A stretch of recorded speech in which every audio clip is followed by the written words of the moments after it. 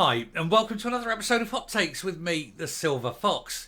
Bit of a raucous FMQs yesterday, but Ross did actually manage to get a few points over.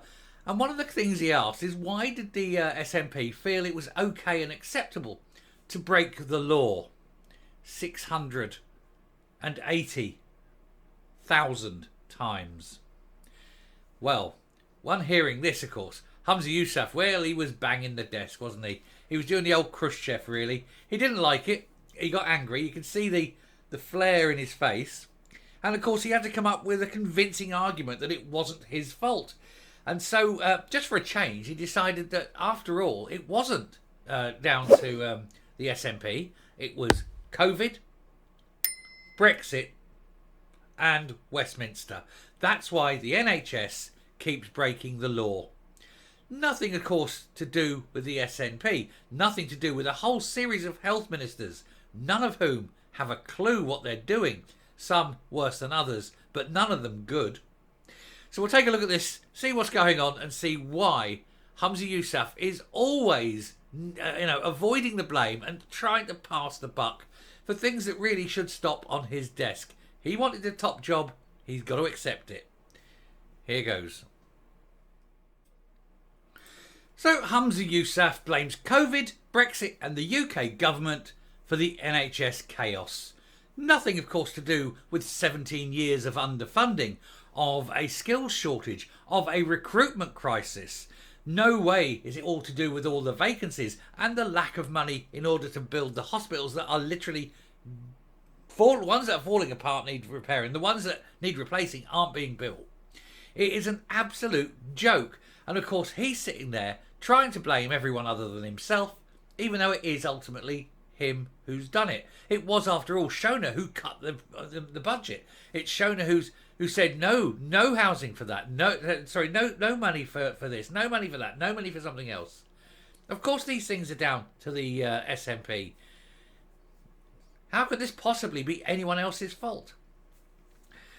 His brother, they were claimed his government broke the law 680,000 times, and we will see why. The First Minister clashed with Scottish Tory leader Douglas Ross in a heated FMQs as the state of Scotland's health service was brought up. But a comment by Angus Robertson infuriated the chamber. Now, again, this is just that comment I did comment on last night. I did the video on last night. But this is bigger, wider and far, far more in depth. Humza Yousaf and Douglas Ross clashed in a rowdy FMQs, which was paused 7 times due to protests in the public gallery. And the Scottish Tory leader was infuriated by a comment made by Angus Robertson as he quoted a concerned NHS whistleblower after 18 ambulances piled up in the car park outside Aberdeen Royal Infirmary. And as he read out the evidence of the chaos within the health service, the person claiming that his colleagues were concerned about being unable to help those the most in need because we're tied up at the hospital and not where they need us to be. But his old enemy, Mr. Robertson, reportedly shouted, "Who?" or "Nobody cares." And they did that last night. Nobody cares. Well, apparently, that's the view of the SNP government. When you have got your family members sitting, queuing in ambulances outside a hospital because they can't get in, the SNP say, nah, nobody cares. Isn't that why, ultimately, the NHS is in the state it's in? Because they don't care. You've heard it from Angus Robertson. They just don't care. The state of Scotland's NHS was the main topic, with Scottish Labour leader Anna Sawar revealing that the SNP government had broken the law 680,000 times due to waiting time standards being missed. This is a legal requirement put on the NHS by Nicola Sturgeon to ensure patients are treated within 4 hours at A&E. However, January was a record-breaking month for a bad reason for the Nationalist executive, as the number of Scots stuck in A&E for more than 12 hours soared to the highest ever level. And I covered that back in January. We're saying then, this was before Matheson quit, of course, that he had to go. Even despite all the other stuff that was going on around him, he had to go for that. Instead of admitting fault, Mr. Yousaf blamed a litany of things, including the UK government, Brexit and COVID. Yeah, it's not the UK government. They give you lots of money, you spend it on other things. It's not Brexit, that was years ago. And it's not COVID, that was years ago. You've had years to get back from COVID. The fact you haven't is a lack of willpower. And the fact, of course, that nobody cares in the SNP.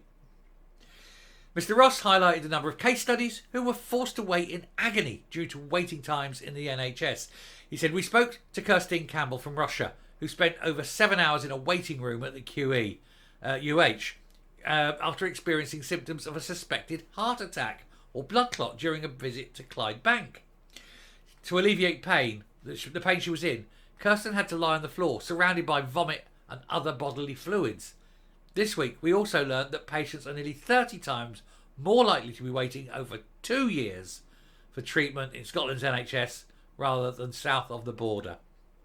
30 times. So if you've got a 2-year wait for treatment, 30 times more likely in Scotland than in England.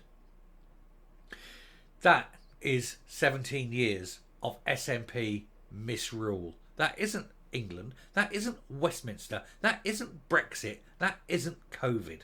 That is the SNP. And that is the SNP saying, who cares?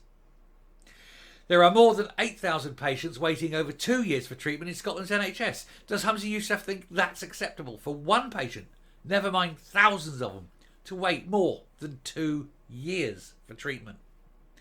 Humza Yousaf is blaming COVID, but the crisis in Scotland's NHS has got much worse since the pandemic ended. Since Humza Yousaf became First Minister, more than 500,000 days have been lost due to delayed discharge, he said.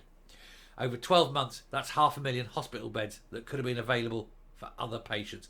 And there's lots of these things. Now, he's going to go on and do it, but we'll have a look at what Sarwar here was saying about the 680,000 times that broke the law. Mr. Sarwar also brought up the other mention of that. He said, mentioning that the Scottish Government had broken the legally binding maximum waiting time for patients of 12 weeks, 680,000 times since it was brought in. He said Humza Yousaf may try and blame the pandemic, but this law was broken over 320,000 times before COVID.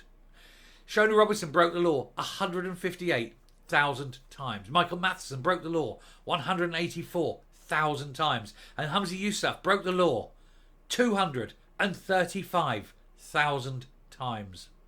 And since he published his so-called NHS recovery plan, the SNP have broken the law 306,735 times. Every one of these breaches is someone waiting anxiously for a medical procedure, often in pain. And the and the SNP's response? Nobody cares. Coming up. Now, even the dimmest of SNP supporters has got to acknowledge that if you keep voting these people in, nothing is going to change. The NHS is falling apart and it needs someone else running it. It needs money put in, money not spent on independence, money spent where it needs to be spent.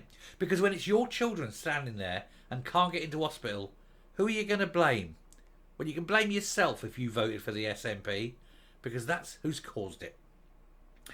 Thanks very much for watching. Do please hit the subscribe button, ring the bell, leave a like, leave a comment, please share the video. I will speak to you later. Bye.